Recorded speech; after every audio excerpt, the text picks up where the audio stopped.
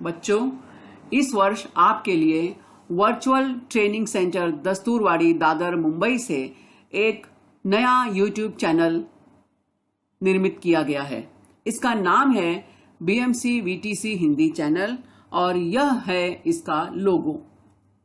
महाराष्ट्र राज्य शैक्षणिक संशोधन व प्रशिक्षण परिषद विद्या परिषद द्वारा निर्धारित अभ्यासक्रम तथा महाराष्ट्र राज्य पाठ्यपुस्तक निर्मिति व अभ्यासक्रम संशोधन मंडल द्वारा निर्मित पाठ्यपुस्तकों पर आधारित कक्षा 1 से 10वीं तक 5 निहाय शैक्षणिक वीडियो देखने के लिए BMC VTC हिंदी चैनल को लॉग इन एवं सब्सक्राइब करें।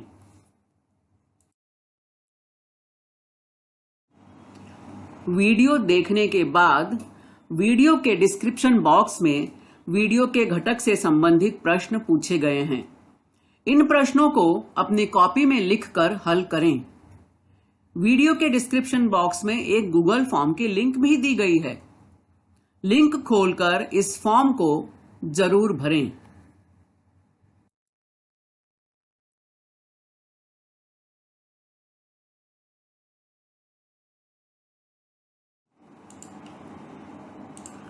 अभी जिस लिंक के बारे में मैंने बात की वह लिंक यहां दी गई है, तो डिस्क्रिप्शन बॉक्स में यह लिंक आपको मिलेगी। इस लिंक को ओपन करें। लिंक के ऊपर इस तरह से आपको सूचना भी मिलेगी। अपना अभिप्राय नीचे दी गई लिंक में अवश्य व्यक्त करें। तो इस लिंक को जरूर खोलें। इसमें जो भी प्रश्न पूछे गए हैं उनके उत्तर आपको देने हैं। बहुत ही सरल और सामान्य प्रश्न है, इसलिए आप सभी से विनम्र निवेदन है कि इस लिंक को जरूर खोलें और इसे भरें। जैसे ही आप दी गई लिंक को क्लिक करते हैं, इस तरह से एक गूगल फॉर्म आपके सामने खुल जाएगा, जिसमें ऊपर लिखा हुआ है BMC VTC चैनल में आपका स्वागत है। वीडियो देखने के बाद अपने सुझाव मत अवश्य दें। तो उस फॉर्म में आपको इस तरह से जानकारी पूछी गई है आपसे। आपका नाम, तो यहां आप अपना नाम लिखेंगे। आपकी पाठशाला का नाम, अपनी शाला का नाम लिखना है आपको यहां पर। तो चलो एक प्रैक्टिकल करके देखते हैं कि हम जब मोबाइल में अपना चैनल खोलते हैं तो हमें किस तरह से दिखाई देता है। यह मैंने अपना चैनल खोला है BMC VTC हिंदी चैनल और भूगोल का पहला पाठ है पृथ्वी और रेखा जाल। इस वीडियो के स्क्रीन के हम दाईं ओर देख रहे हैं, एक छोटा सा चिन्ह बना हुआ है। जब इस चिन्ह को हम क्लिक करते हैं तो इसी के नीचे खुल जाता है डिस्क्रिप्शन बॉक्स। इस डिस्क्रिप्शन बॉक्स में कुछ प्रश्न पूछे गए हैं जिनके बारे में हमने पहले बात की है। इन प्रश्नों को आपको ध्यान से पढ़ना है, इन्हें अपनी कॉपी में लिखना है और इन प्रश्नों के उत्तर भी लिखने हैं। इन प्रश्नों के उत्तर आपको कहां मिलेंगे? इसी वीडियो में मिलेंगे। तो जब आप इस वीडियो को ध्यान से देखेंगे तो आपको उनके उत्तर मिल जाएंगे। और जहां पर ये प्रश्न खत्म होते हैं उसी के नीचे आपको ये लिंक दी गई है। इस लिंक को खोलें। जैसे ही इस लिंक को आप क्लिक करेंगे ये लिंक अपने आप खुल जाएगी। इसमें गूगल फॉर्म मिलेगा आपको और उस फॉर्म में कुछ प्रश्न पूछे गए हैं, बहुत ही सहज और सरल प्रश्न। उनको टिक मार्क कीजिए और इस फॉर्म को सबमिट कीजिए। फॉर्म के लास्ट में नीचे सबमिट की बटन मिलती है, आप सबमिट क्लिक करेंगे तो आपका ये फॉर्म जमा हो जाएगा, पूरा हो जाएगा। तो इस तरह से यह आपकी प्रक्रिया पूर्ण होती है।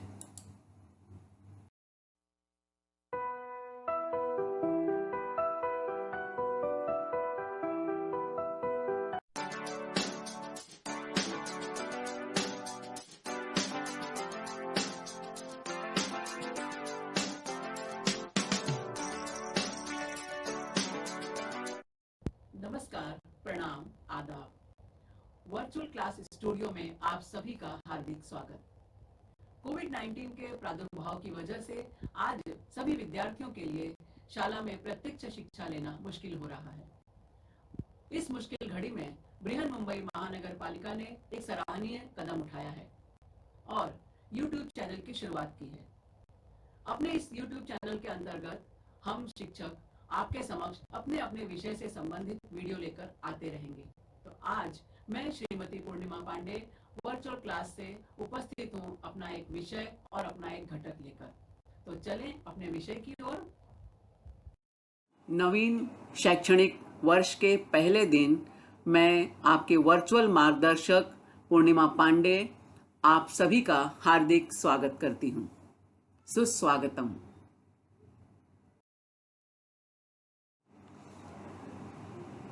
शाला का पहला दिन, कितनी उत्सुकता होती है बच्चों को इस दिन स्कूल में पहुंचने की, नए साथियों से मिलने की, नए शिक्षकों से मिलने की, नई नई पुस्तकों से मिलने की।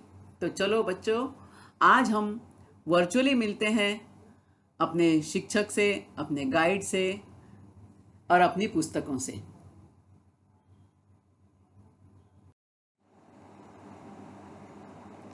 आज हम परिचय प्राप्त करेंगे कक्षा 8वीं पूर्व माध्यमिक शिष्यवृत्ति परीक्षा। इसकी वेबसाइट है www.mscepune.in।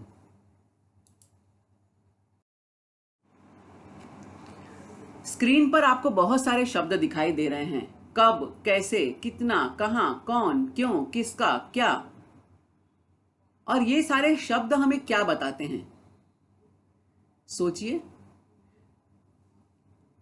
ये सारे शब्द हमें एक प्रश्न देकर जाते हैं। हमारे मस्तिष्क में, हमारे दिमाग में एक सवाल खड़ा करते हैं। एक जिज्ञासु विद्यार्थी इन सवालों के जवाब ढूंढने की कोशिश करता है। प्रश्न पर वह गहराई से विचार करता है।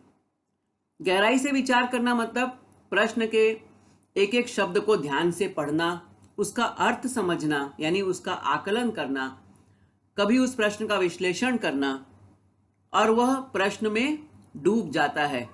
प्रश्न उसके भीतर समा जाता है और वह दिन रात उसके समाधान के लिए प्रयत्नशील रहता है। वह अपना प्रयास बिल्कुल नहीं छोड़ता। प्रश्न का तार्किक विश्लेषण करना, उसका आकलन करना, प्रश्न में दिए गए मुद्दों को समझना, ऐसी बहुत सी छोटी छोटी बारीक सी चीजें उसके व्यक्तित्व का हिस्सा बनने लगती हैं। और जब तक उस विद्यार्थी को समाधान नहीं मिलता, एक प्रश्न चिन्ह सतत लगातार उसकी आंखों के सामने घूमते रहता है।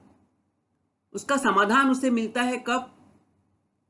जब वह पढ़ता है और पढ़ते पढ़ते उसे अपने उत्तर मिलने लगते हैं, तब यह प्रश्न चिन्ह उसकी आंखों के सामने से गायब हो जाता है। विद्यार्थी को अपनी हर समस्या का समाधान मिलता है पुस्तकों में। अलग अलग विषयों की पुस्तकें, इंग्लिश, गणित, फिजिक्स, केमिस्ट्री, इतिहास, साहित्य, भूगोल, ऐसी अनेक किताबें हम जब पढ़ते हैं तो हमें पूछे गए प्रश्नों के उत्तर मिलने लगते हैं। और कई बार तो प्रश्न पूछे न भी गए हो तो भी हमारे आसपास घटित घटनाओं के बारे में हम सोचते हैं जरा सा भी, तो उनके भी हमें उत्तर मिलने लगते हैं। इसके अलावा आपको यानी सभी बच्चों को अपनी कक्षा की पाठ्य पुस्तक ध्यान से पढ़नी चाहिए। तो आपकी अपनी पाठ्य पुस्तक और विषयों से संबंधित अन्य पुस्तकें यदि आप पढ़ते रहें तो आपको अनेक प्रश्नों के उत्तर अच्छी तरह से मिल जाएंगे।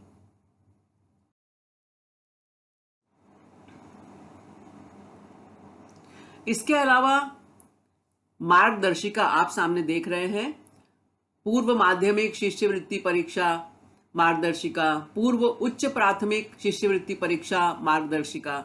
तो अपनी पाठ्य पुस्तक, विषयों से संबंधित अन्य पुस्तकें और इसके साथ साथ हमारी शिष्यवृत्ति परीक्षा की मार्गदर्शिका, यदि इन सब का हम अच्छे से अध्ययन कर लें, अच्छे से अभ्यास कर लें, तो हमें सभी प्रश्नों के उत्तर मिल जाते हैं।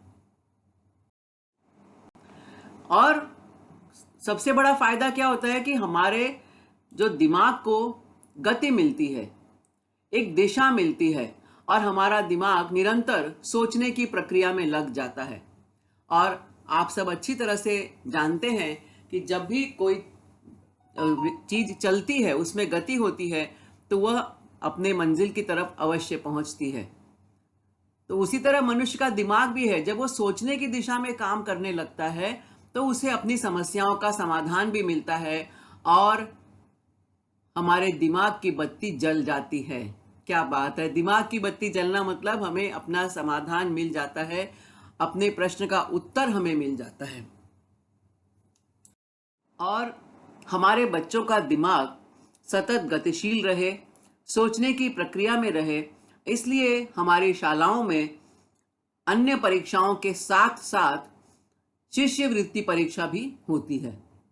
यह शिष्यवृत्ति परीक्षा केवल उत्तीर्ण होने के लिए, अच्छे नंबरों से पास होने के लिए इसलिए नहीं होती, बल्कि यह शिष्यवृत्ति परीक्षा विद्यार्थियों में विश्लेषण करने की क्षमता, तर्क क्षमता का विकास, आकलन करने की क्षमता, किसी चीज पर गहराई से विचार करने की क्षमता, निरीक्षण की क्षमता, ऐसे अनेक कौशलों का विकास करती है यह परीक्षा। शिष्यवृत्ति परीक्षा में 2 पेपर होते हैं। पेपर नंबर 1, इसमें 2 विषय शामिल होते हैं। यहां पर आप देख रहे हैं प्रथम भाषा 25 प्रश्न और गणित 50 प्रश्न। अब यह सवाल उठता है कि प्रथम भाषा मतलब क्या? प्रथम भाषा होती है हमारे शाला की माध्यम भाषा। हम जिस माध्यम में पढ़ते हैं वह माध्यम भाषा ही हमारे लिए प्रथम भाषा होती है। यदि आप हिंदी माध्यम के विद्यार्थी हैं तो हिंदी आपकी प्रथम भाषा है। यदि आप मराठी माध्यम शाला के विद्यार्थी हैं तो आपकी प्रथम भाषा मराठी है। यदि कोई बच्चा उर्दू माध्यम की शाला में पढ़ता है तो उसकी प्रथम भाषा उर्दू होगी। यदि कोई बच्चा अंग्रेजी माध्यम की शाला में पढ़ता है तो उसकी प्रथम भाषा अंग्रेजी होगी।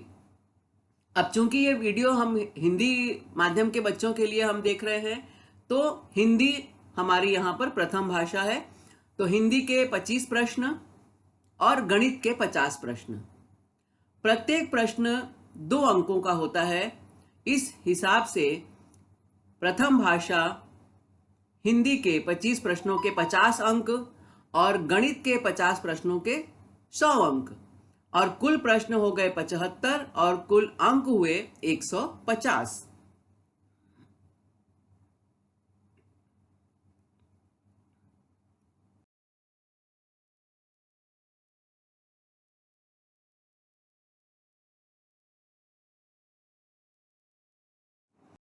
इसी तरह पेपर क्रमांक 2।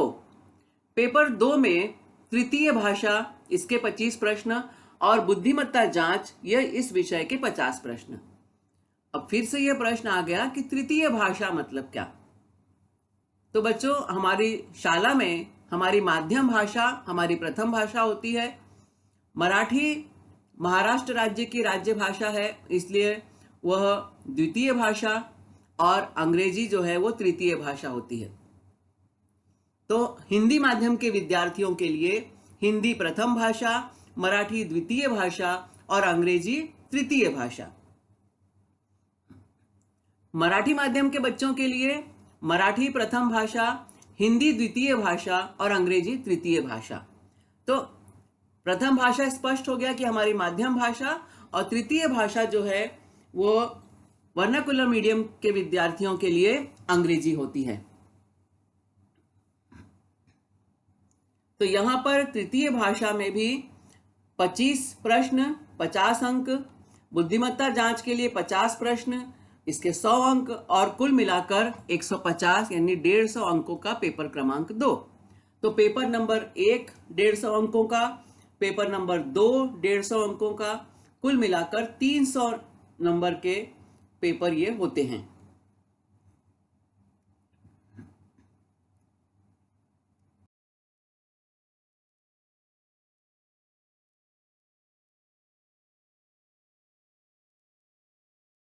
शिष्यवृत्ति परीक्षा के इन पेपर्स को हल करने के लिए हमें समय कितना मिलता है?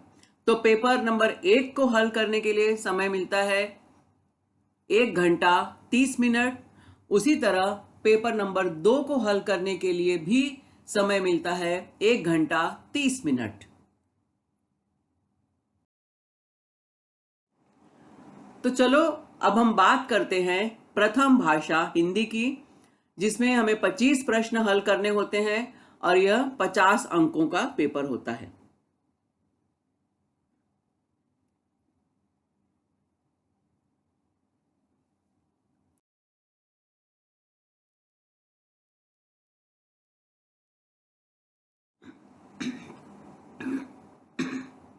हिंदी प्रथम भाषा, इसके जो मुख्य घटक कौन कौन से हैं और इनका उद्देश्य क्या है। तो घटक है आकलन, इसको भारांश दिया गया है 24% और इस घटक से हमें 6 प्रश्न मिलते हैं। शब्द संपदा, यह जो घटक है इसे भी भारांश दिया गया है 24% और इससे भी हमें मिलते हैं 6 प्रश्न।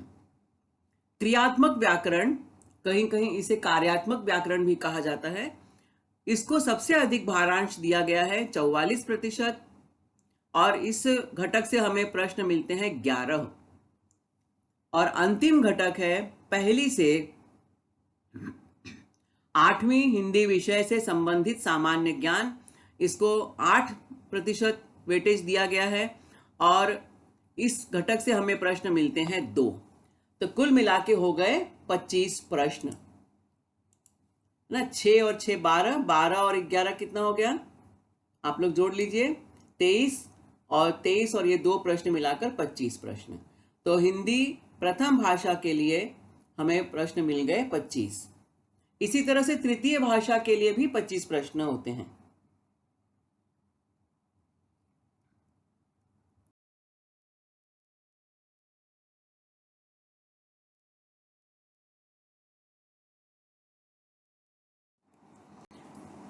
कितनी सारी किताबें।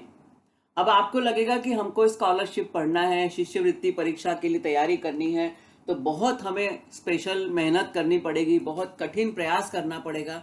तो बच्चों ऐसा बिल्कुल नहीं है। शिष्यवृत्ति परीक्षा में अच्छे नंबर लाना बहुत ही आसान काम है। क्योंकि उसके लिए आवश्यकता होती है हमें अपनी कक्षा पहली से लेकर 8वीं तक की सभी पाठ्य पुस्तकों को ध्यान से पढ़ना, उसको समझना। उसमें चाहे कहानी दी हो, कविता दी हो, संवाद दिया हो, नाटक दिया हो, इतिहास का किताब, इतिहास की किताब हो, भूगोल की किताब हो, गणित हो, परिसर अध्ययन हो, जो भी किताब हमारी कक्षाओं में चलती है उन किताबों को हम ध्यान से पढ़ें।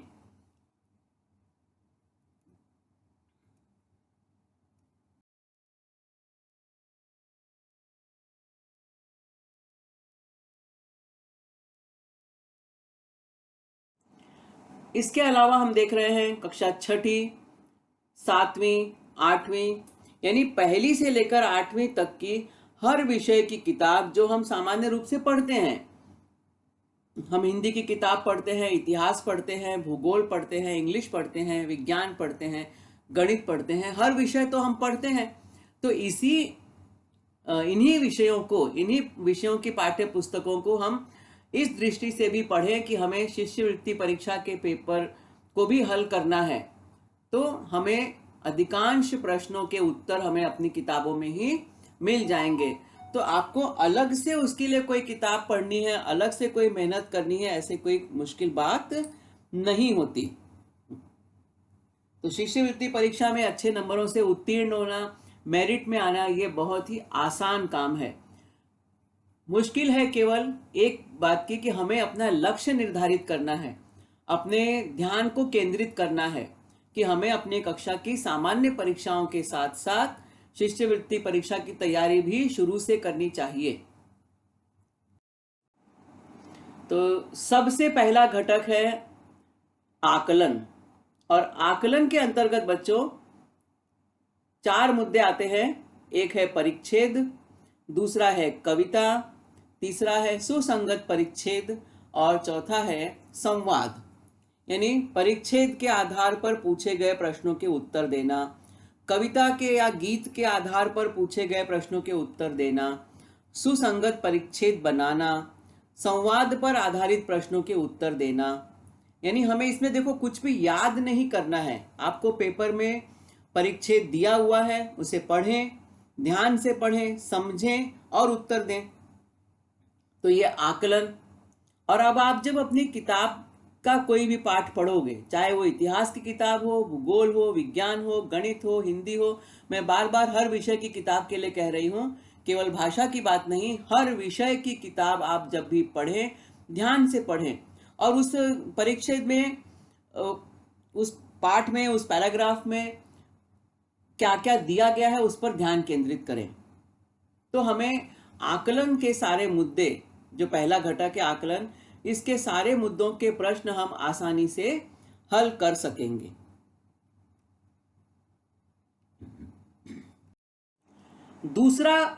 दूसरा घटक है शब्द संपदा। शब्द संपदा में बहुत सारे पॉइंट्स हैं, हम देखते हैं कौन कौन से पॉइंट हैं।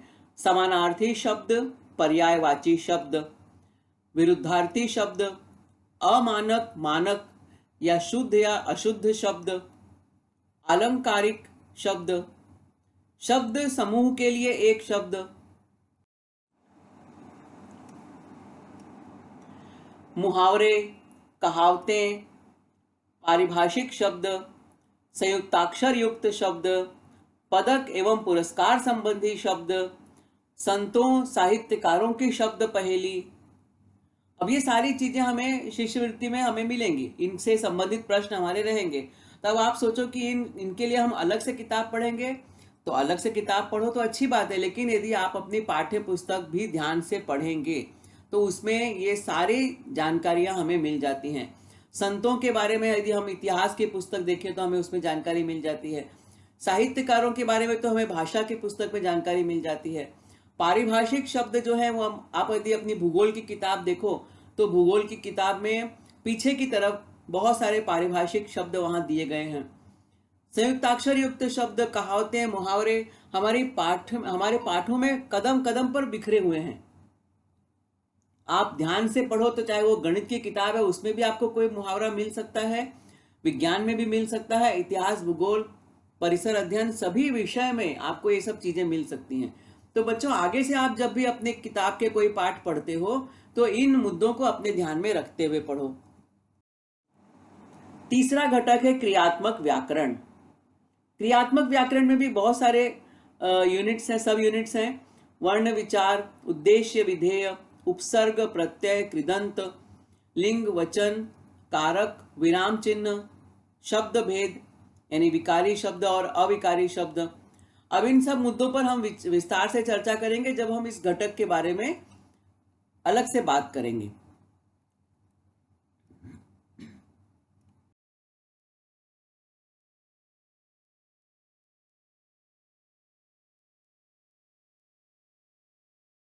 क्रियात्मक व्याकरण के अंतर्गत और मुद्दे हैं अविकारी शब्द, अलंकार।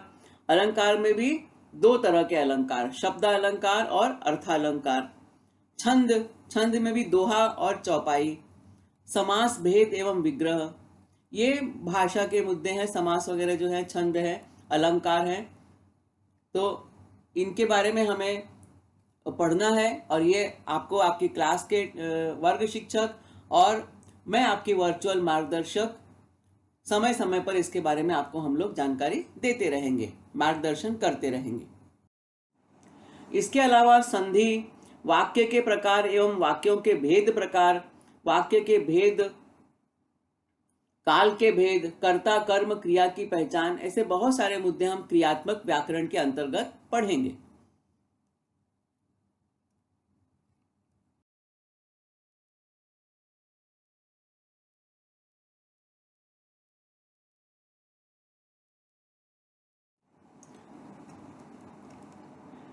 इसके बाद हमारा चौथा घटक है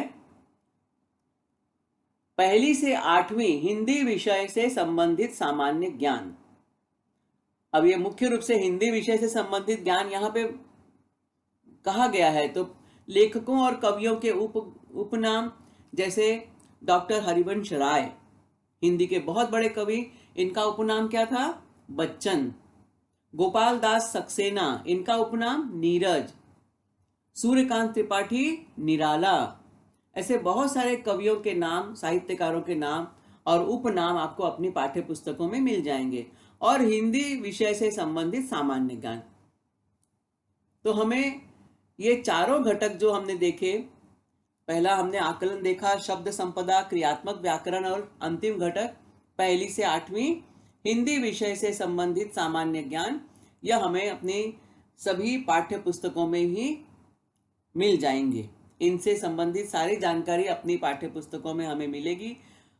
कुछ मुद्दे यदि पाठ्य पुस्तक में स्पष्ट रूप से नहीं मिलते तो आपके वर्ग शिक्षक आपको है बताने के लिए, तो मैं हूं आपको बताने के लिए। तो आप निश्चिंत होकर अपनी शिष्यवृत्ति परीक्षा की तैयारी भी अभी से ही शुरू करीजिए।